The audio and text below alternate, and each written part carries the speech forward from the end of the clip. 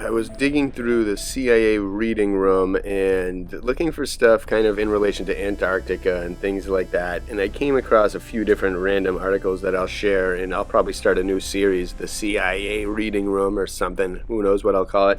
But either way, I wanted to read this one because this one is a very nice implication of the flat earth, or the mystery of our shape of our earth, and I wanted to show it to you because it's really interesting.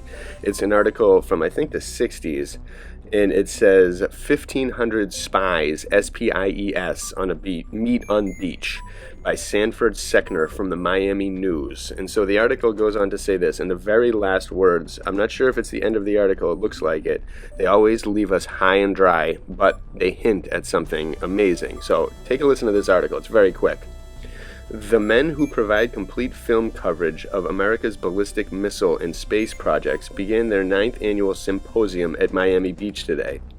1,500 members of the Society of Photo-Optical Instrumentation Engineers, SPIES, I wonder if they're still around, gathered at the Deauville Hotel to hear technical papers by scientists, engineers, and technicians from the government, military, and industry. Robert S. Scott, who kind of triggered this search, Assistant Director, Government Relations for the Aerospace Corporation, told the group they are contributing and will contribute by gathering and focusing, recording, and processing these space-age images, written with light. He said photo-optical instrumentation is challenged to earn its weight in orbit in competition with a tightly packed payload of other instruments, controls, sensors, and man. Every pound in orbit or on extended space flights must pay its own way in uniqueness, versatility, and reusability in its essentiality to the scientific mission or to the lives of astronauts. Quote, our pictures, call them data if you must, will have to tell many stories to many audiences, or tell one story very, very well.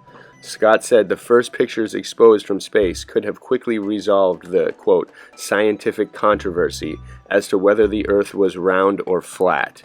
The onboard cameras provided the reassuring evidence to other astronauts that if John Glenn could function under weightless conditions and survive re-entry in safety, why so could they?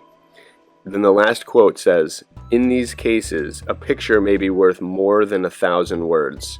It may be priceless, Scott added. So, if they've been feeding us this thing where space is a ball and whatchamacallit, and you know, they took a picture of the Earth from the moon and all this stuff, and if all that's real, I guess a picture of that would be worth 1,000 words, definitely, but a picture of it being flat would be worth 1,000,000, billion, trillion words in comparison, because it explains so much more, and the story just deepens, and they never, in the CIA room or wherever, they never fully seem to disclose that last bit of information, and they are masters, the controllers are masters of securing information and hiding other information. They've really have perfected it. But this to me is one of those little slips. I'll have to look into the SPIES again, because it would be great to be at one of their conferences and talk to them and see what they really think. I again and every time I meet an aviator or a pilot, I ask them, and so far it's one flat earther and 2 or 3 people that don't believe in the flat earth. But you can always tell who's kind of thinking and who's just taking what they are given, and who's flown more as well. The guy that flew the most, the pilot that I met, said he believed it was flat too. But again, we never know. But that's the thing. A picture is worth 1,000 words, and this is the age of pictures. It is so easy to send a balloon or something up and take a picture. Just prove it to us. Fly over Antarctica, fly over the North Pole, live stream it, show us, prove it. Instead of giving us these old pictures that you admit are computer generated. It's like, why hide all this stuff? A lot of people are wondering why the flat earth is so important, and just look at how hard they're hiding it. That will tell you how important it is. It would change everything overnight if people thought differently.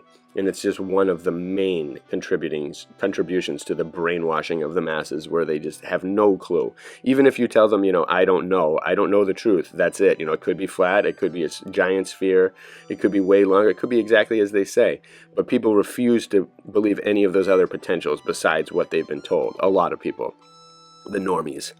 But either way, I found this article interesting. Just a brief little CIA thing that kind of, will lead down the path of researching what more into the SPIES and their photo-optical instrumentation, and as well just kind of diving more into trying to find them slipping up somewhere and admitting that it's flat and goes on forever, or at least far greater and bigger and more expansive than we can currently fathom.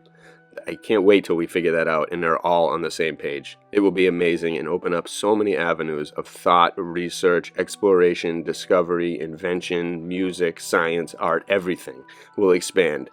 And again, we know they keep us down intentionally, so that's probably why, one of the main reasons. But enjoy this little brief clip, and I'll share more soon. Bless you all.